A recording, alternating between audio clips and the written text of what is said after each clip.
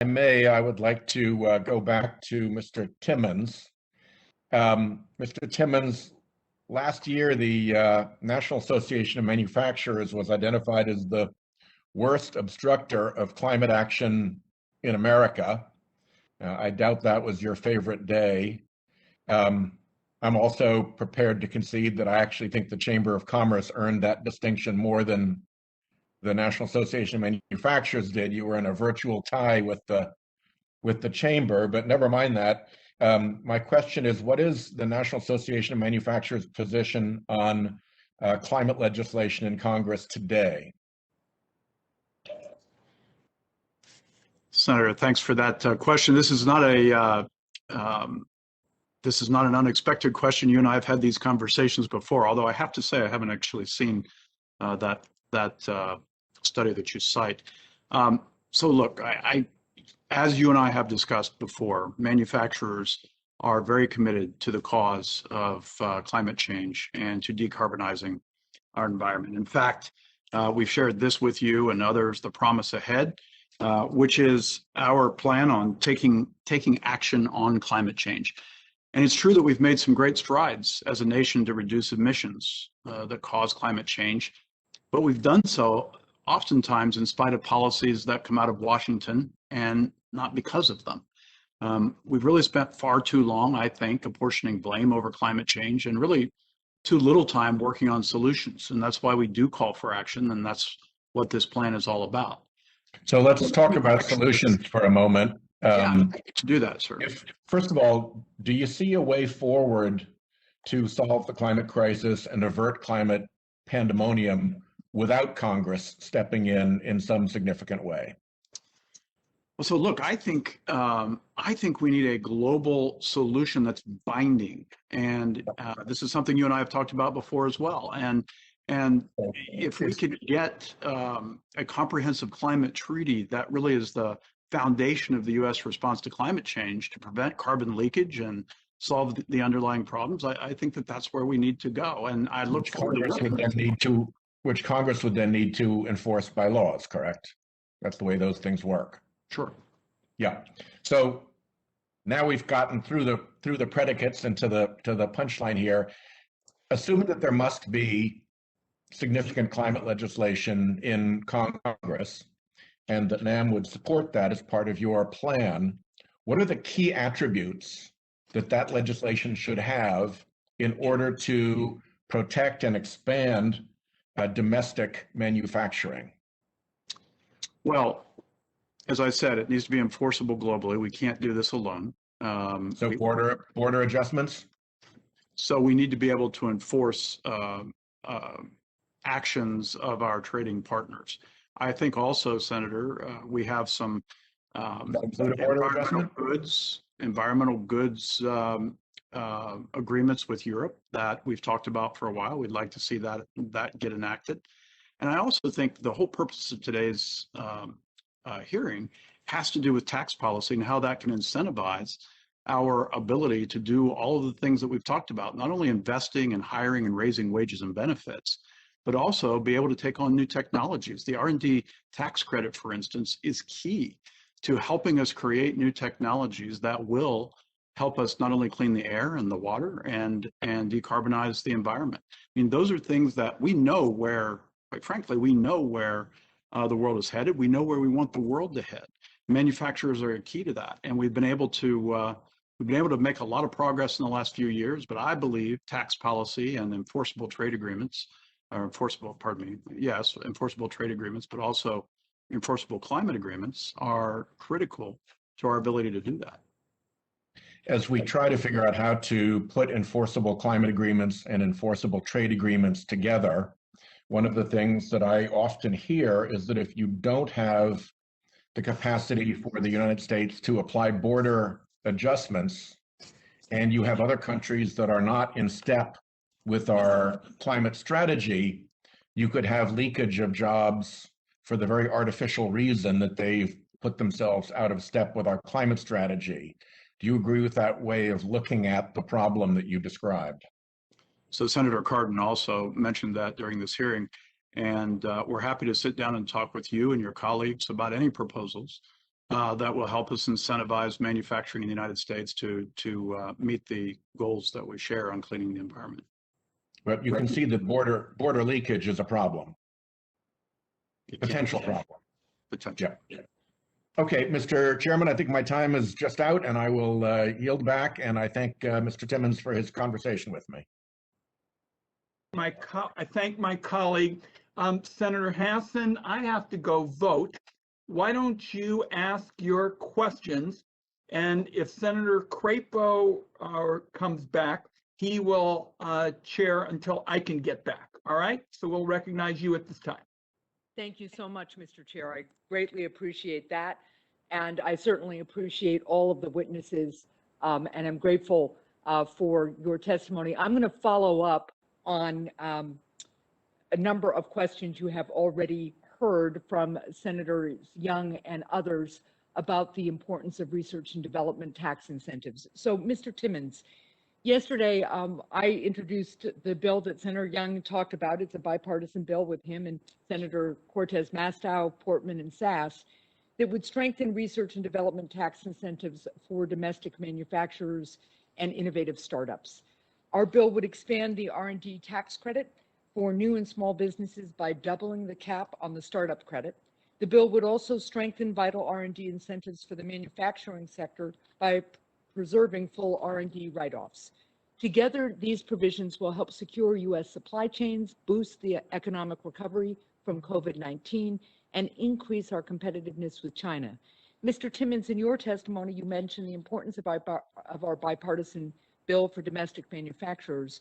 Could you elaborate on how strengthening R&D tax incentives would help secure our manufacturing supply chains? Thank you very much, Senator, and I certainly can. And I thank you so much for your leadership on this very critical piece of legislation and the leadership of Senator Young and the co-sponsors that you mentioned as well. Look, put very simply, research and development is the lifeblood of manufacturing. And manufacturers, as you've already heard today, perform nearly 2/3 of all private sector research and development in the United States, and that's the most of any sector. There is fierce global competition for research and development. And right now, the United States is, frankly, woefully behind the world when it comes to research and development tax incentives.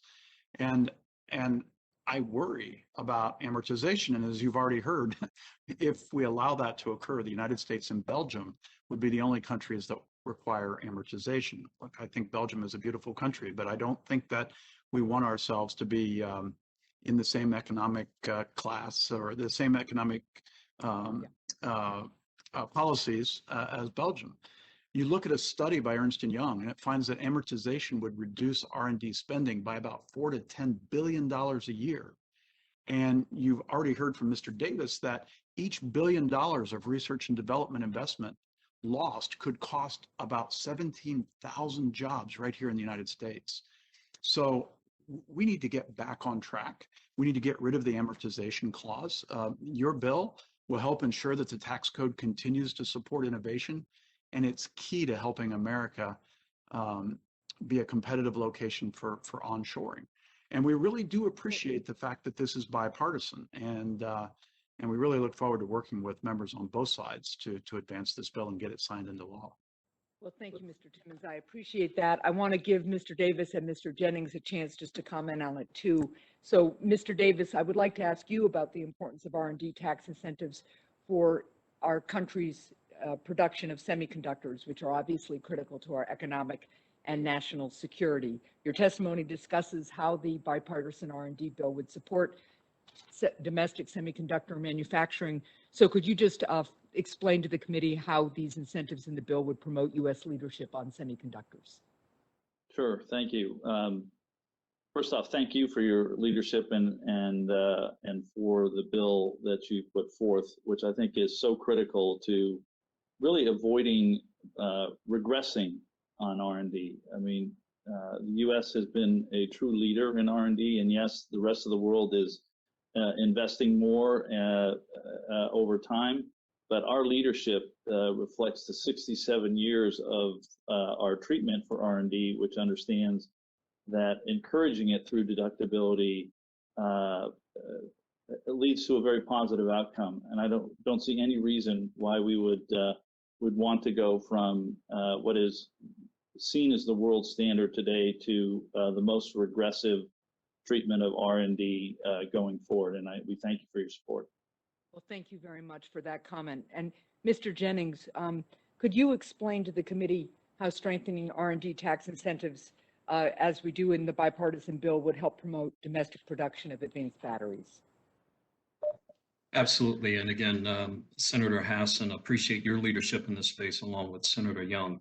As I had mentioned, $10 billion just in the past 2 years in reference to R&D research within Ford. The ability to have that immediate deduction helps us to prioritize as we continue forward. And we need that to remain competitive globally. Thank you very much. And I don't see, I do see Senator Crapo, so I'll yield back Senator Crapo, and thank to all the witnesses for your testimony. Thank you. And next is Senator Cortez Masto. Thank you, Senator Crapo. Thank you for this conversation. It's been very enlightening. Let me start with Mr. Jennings, maybe Mr. Davis, because I think going beyond just incentivizing domestic manufacturing to mining and production of raw materials is a conversation worth having. In Nevada, lithium mining is occurring. We have companies that either have to obtain permits or in the process of seeking to mine lithium there. Being able to obtain these critical minerals and resources domestically, we all know will help incentivize domestic manufacturing and technology. And it will be key to meeting the rapidly growing need and balancing our environmental concerns at the same time. It can be done.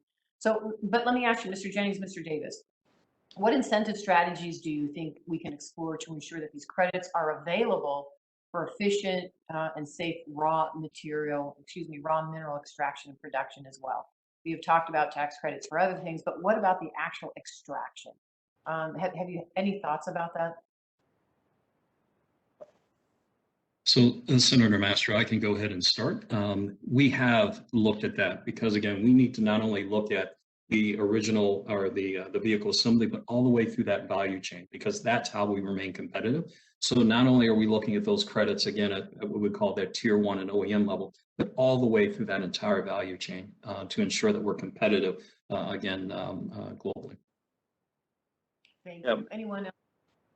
Yep. No, I think I agree with Jonathan's points entirely.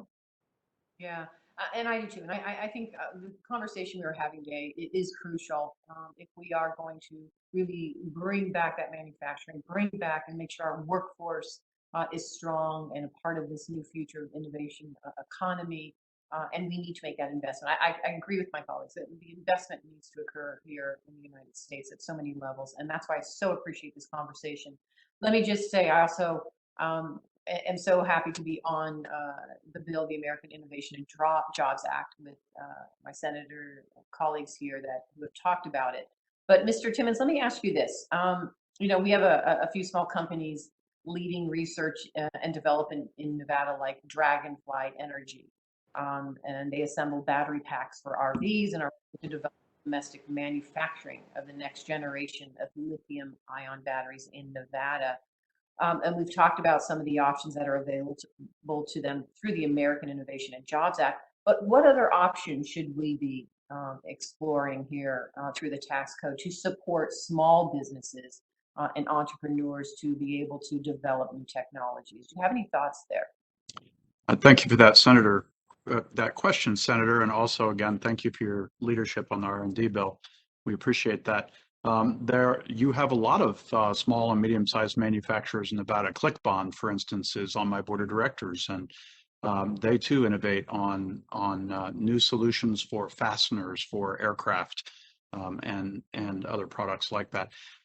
So I think for small and medium-sized manufacturers, we're going to need to look at, and I realize it's not the focus of today's conversation, but we're going to have to look at making the pass-through rates more competitive. Small and medium-sized manufacturers are at many disadvantages, not the least of which is an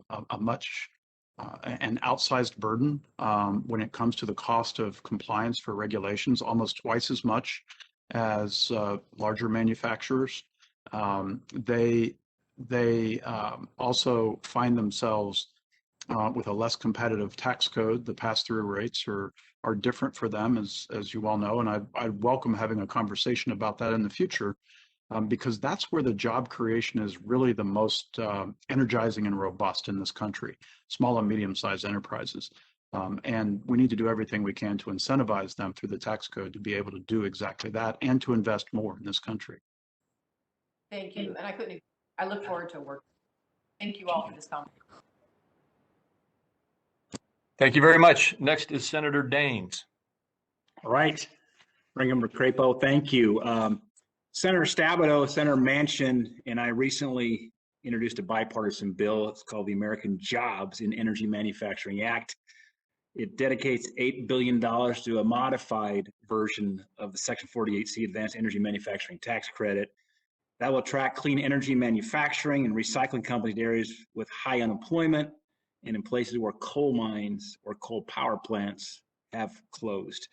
Expanding this credit will provide a powerful tool to help create jobs in coal and other energy producing communities in Montana, as well as across the country, and will ensure these workers continue to play a big part, as they should, in American energy production.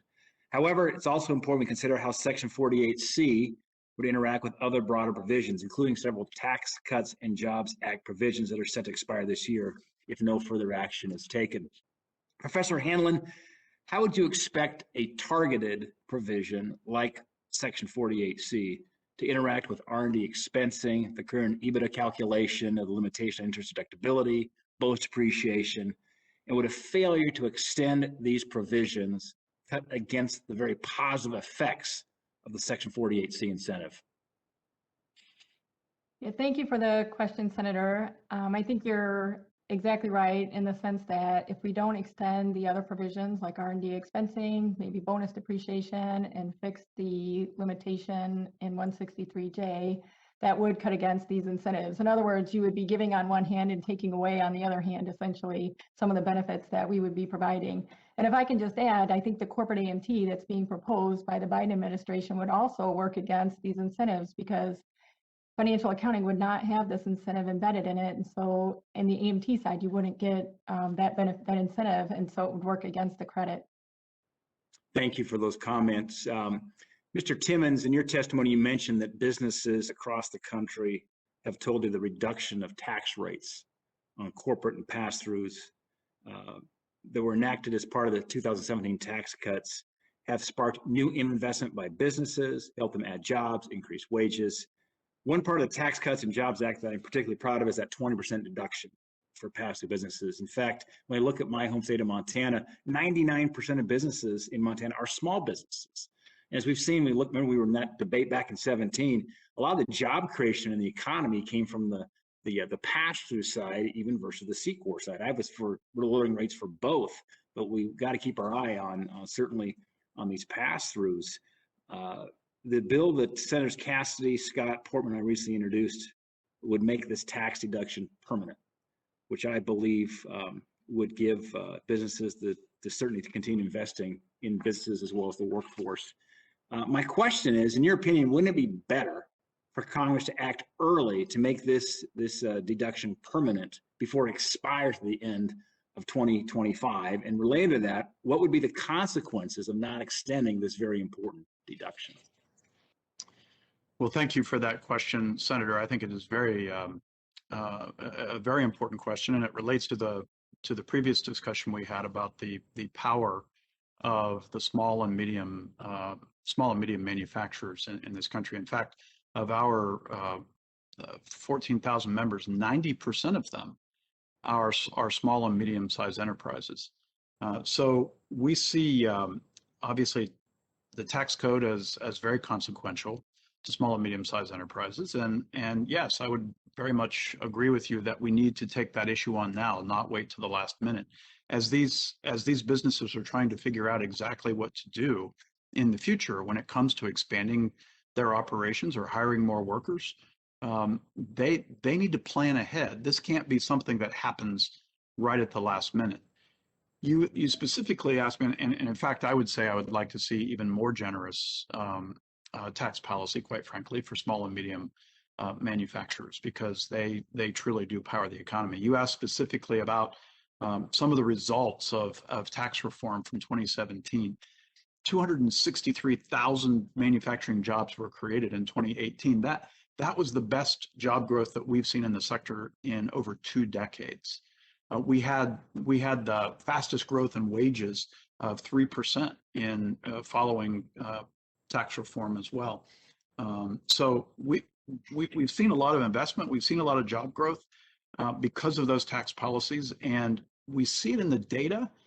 But I also hear it anecdotally. I know you do too. I know Todd O'Hara, the Montana Chamber of Commerce, that's our state affiliate there. I'm sure you and he talk about this a lot.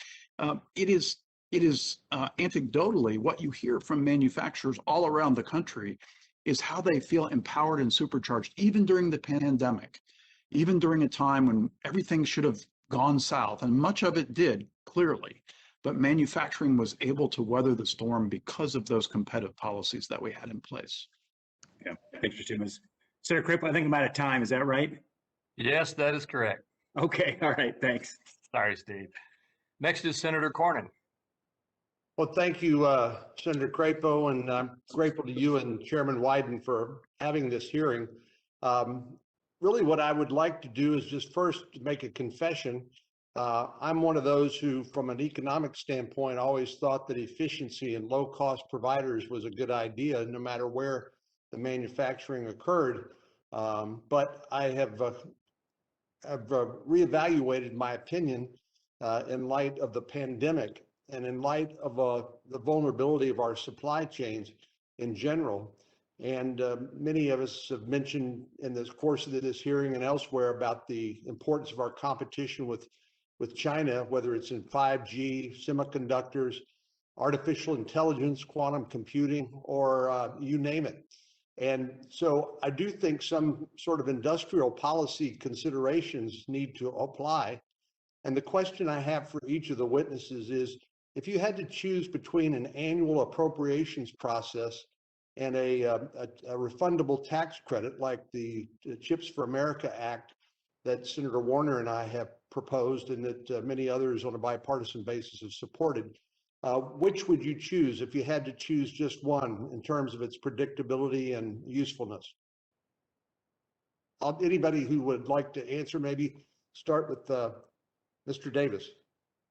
Thank you, Senator Cornyn, and thank you for your leadership on the CHIPS Act. And I think an annual appropriation is difficult for those of us who make large investments and have to make decisions about what is the environment that we're going to be making those investments. So moving away from annual and going back to, as I said, predictable and competitive.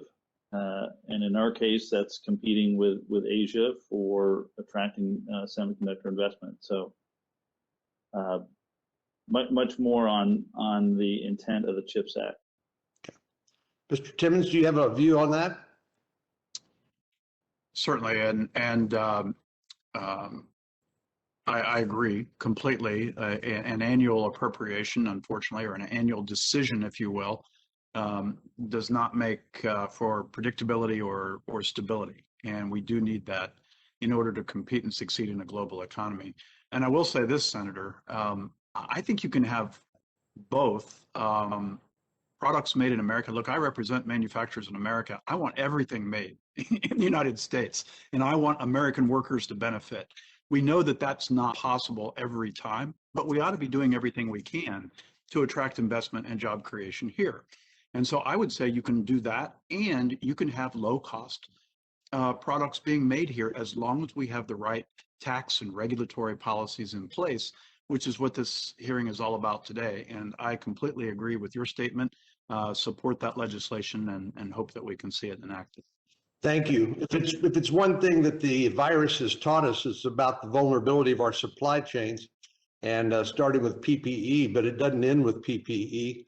And obviously semiconductors, China's building 17 foundries as we are thinking about building one or having one built in Arizona. So I think this is a critical one, but it's not the only critical one. So I hope that all of you will help contribute to our thinking about how we prioritize the the manufacturing that does have national security implications in addition to just the economics of the situation. So thank you for being here. Thanks for your testimony. Back to you, Mr. Chairman. All right. I'm not sure if we have any senators who remain back yet. There's a vote going on and we expect some to come back, but let me go through. Is Senator Cassidy available?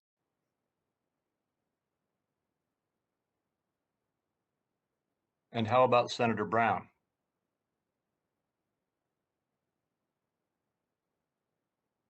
All right, well, I have a couple of questions that I didn't get to, and so while we wait for a couple of those senators to come back, or the chairman to come back, let me go on with the line of questioning that I started out with.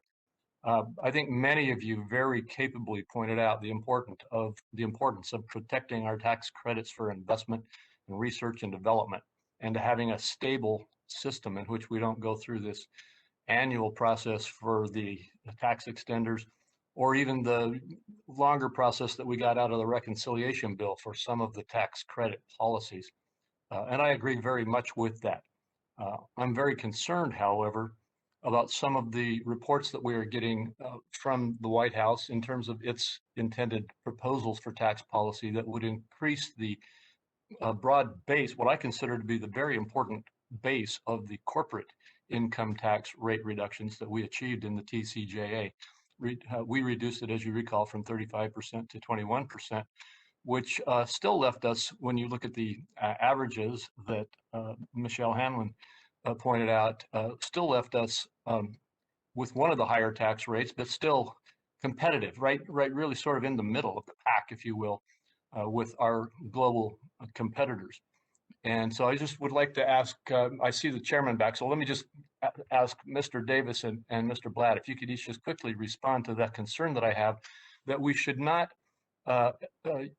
look at offsetting the needed stability we need in the R&D and investment tax credit arena with a corporate tax rate increase. Yeah, I think they work against each other. It's I think, as Michelle talked about earlier, it's giving with one hand and taking with another. And really, as you know, the R&D tax credit is not a give; it's a void, moving to a takeaway that would make us completely uncompetitive with the rest of the world. And so, fully support a focus on predictable, very competitive global corporate tax rate, and then preserving the deductibility for R&D. Thank you. And Mr. Blatt? I think he may have stepped away from the camera for a minute. With that, oh, here he is. Did you hear the question, Mr. Blatt? I did hear the question, Senator Crapo, and I appreciate the question. I probably have a more of a unique opinion on R&D than probably the others do, and I think there's probably two types of R&D that we look at as an organization. First of all, the first part of all the R&D is the fact that we're trying to make sure that we stay competitive and we have more productivity.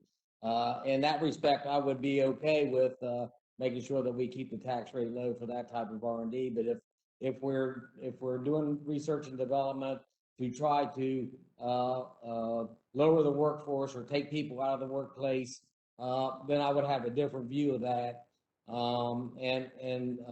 So that would take people out of the economy, and I think that goes against what we're trying to do here.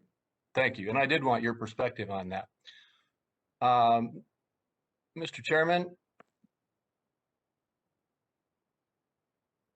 I see that. Mr. Chairman, I'm ready to turn it back to you, and I think Senator Brown is the next one in line. Thank you, Senator Crapo, and Senator Brown is indeed the next one in line. I want to thank all my colleagues for their patience. We've had a lot of senators interested, and understandably so. Senator Brown. Thank you, Mr. Chairman, and Senator Crapo, just like old times calling on me. Thank you. I appreciate that. Last week, 81 workers in Bucyrus, Ohio saw their jobs outsourced to China. Bucyrus City Council, the union, offered to find ways to save the jobs. I sent a letter to the company offering to work with the stakeholders to find a solution. GE Savant refused. Now, 81 workers face tough conversations at a kitchen table about how their families survive. What do we do next? In this case, GE's lighting plant in Logan, Ohio makes the glass for remaining assembly lines in Bucyrus. Its workers belong to the USW. So, Mr. Blatt, briefly, what happens to US workers in factories when parts of a supply chain like that move overseas? Thank you, Senator Brown. Unfortunately, we see a lot of that within our country and within our union, companies moving overseas. And in this particular instance with Savant, we just actually got done getting a contract with the company in Logan, Ohio.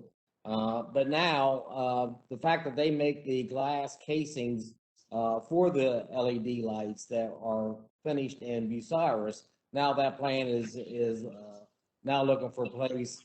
What are they going to do with these glass casings that they're making? That puts pressure not only on the company to find someplace to put their product, but it also puts pressure on the workers to know whether they're going to have a job or not. But then puts pressure on the communities to wonder if those jobs are going to be available for workers now or workers in the future. So unfortunately, it puts all kinds of pressure on all kinds of people. And companies like GE are famous for doing that stuff, and it seems that will put pressure now to maybe lose that facility in Logan, Ohio as well. Well, thank you, and we will continue to talk to you and to the two communities about it. Mr. Timmons, it was good talking to you the other day. I always appreciate the chance to talk to a fellow Ohioan. Thank you for that. What steps can we as policymakers take to halt the closure of plants in towns like Bucyrus? Senator, you missed the Ohio Love Fest here that we had just a little while ago. You have three panelists with Ohio ties, so it's always good to be with Ohioans. Senator, that's a great question, and it is one that we addressed in our proposal on strengthening manufacturing supply chains. I think it really applies to existing facilities that are here as well, and that is making sure that we have a tax credit that encourages a broad-based tax credit that encourages manufacturing investment here. Support for workforce training programs. Donnie, I was very happy to hear him talk about the need for ensuring that we are not only training but retraining and future-proofing jobs. A tax credit would help manufacturers achieve that. We've already talked about ensuring that the tax code supports research and development, protecting interest deductibility, and getting an annual report on American competitiveness. This is something we're not doing. There's been some discussion today of industrial policy, and I know that for years we've kind of avoided that term. I frankly am not afraid of that term. It doesn't bother me because everything we do should be directed at strengthening manufacturing and increasing manufacturing jobs here in the United States. But I think all of those things, Senator, as well as infrastructure investment, as I mentioned in my opening statement, and other priorities can help us do exactly that here in this country to make sure that we're more competitive. Thank you. There was bad news, another case today that we just heard. And Mr. Jennings, as a Clevelander, I want to talk to you about this. Clevelanders turned on the local news and saw headlines about yet another American corporation deciding to build things in Mexico instead of Ohio. Ford had made a 2019 commitment to invest $900 million in the Ohio assembly plant in Lorain and in Avon Lake, Ohio, an investment they promised would create more than 1,500 jobs. Ford announced instead it's decided to not honor that promise and instead build next generation vehicle in Mexico. Mr. Jennings, you know how important Avon Lake facility is to Lorain and Northeast Ohio. What the decision to turn its back on the community is just unacceptable. Give me your thoughts about that. What an investment like that would mean to a community. So thank you for the question. And as you know, Ford employs more hourly workers in the U.S. than any other automaker, and we choose to invest in America more than any other automaker. Specific to the Ohio assembly plant that you referenced, we've actually invested $185 million and created 100 new jobs there at the assembly plant. We are invested at that facility, and we're looking to actually increase the capacity that facility provides from a Super Duty truck perspective for such a strong demand. So we're going to continue to invest and support that particular facility there in Ohio. But the $900 million commitment is no longer. Is that what you're saying? We're continuing to work. We're continuing to work and invest in that facility. $185 million has been invested at that site as we continue to look at other activities for other vehicle programs that we will be looking outside of Ohio. 150 is significantly less than 900 million. That even people in Washington can do that math. So I'm hopeful that your company will step up and do the right thing here. This is not the last time you'll hear from us. We've talked to the administration. President Biden has strong feelings, I know, about this, and I'm hopeful we can find a way to invest in this community. I know that kind of investment in an auto plant. I've seen it in Lorain. I've seen it in Toledo. I've seen it in Youngstown. That kind of investment creates huge numbers of good-paying union jobs and good-paying management jobs too, and we want to continue it. Thank you so much. Thanks, Mr. Chairman. Thank you, Senator Brown. Senator Cassidy is next. And then Senator Sass will close for the day. Senator Crapo, perhaps you know about the whereabouts of Senators Cassidy and Sass. You're on mute. Oh. My understanding is that Senator Sass won't be able to make it back, and since Senator Cassidy is not here now, I'm assuming the same is true for him. Mr. Chairman, I would assume we could wrap up. I'm going to wrap up just with a quick statement, because I want you all to know what I'm taking away from this, because I think it has been a very productive session.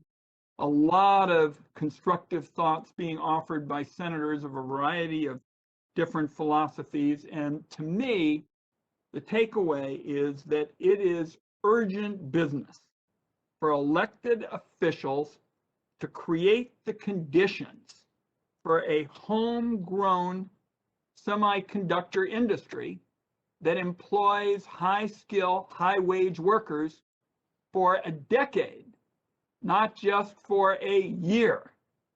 And that's my takeaway. And I will just tell you, as the chair of this committee, I have seen too many short-term tax policy mistakes. One year I voted against a tax extender package because I said I'm not going to support any tax extenders with a shelf life shorter than a carton of eggs. So we have had one short-term policy after another, one fiscal cliff after another. And I just want you walking out of here to know I intend to work with Senator Crapo and all of our colleagues to come up with a strong policy, and I think it can be bipartisan. It creates the conditions for the kind of homegrown industry that ensures that we can outcompete China. That's what this is all about, outcompeting China. So I want to thank all of our guests today, all of our witnesses and the members. We had very high turnout among members, which shows how strongly colleagues feel about this. And I guess the hearing's wrapping up, but it is in the to be continued department, because issues like the research and development question, it cannot afford to wait. Every single day is a mistake to allow that to continue. So, to be continued. Thanks, everybody. Thank you. Thank you. Thanks for watching, and if you haven't already, please consider subscribing to our channel. And while you're at it, please leave us a comment. Thank you for watching.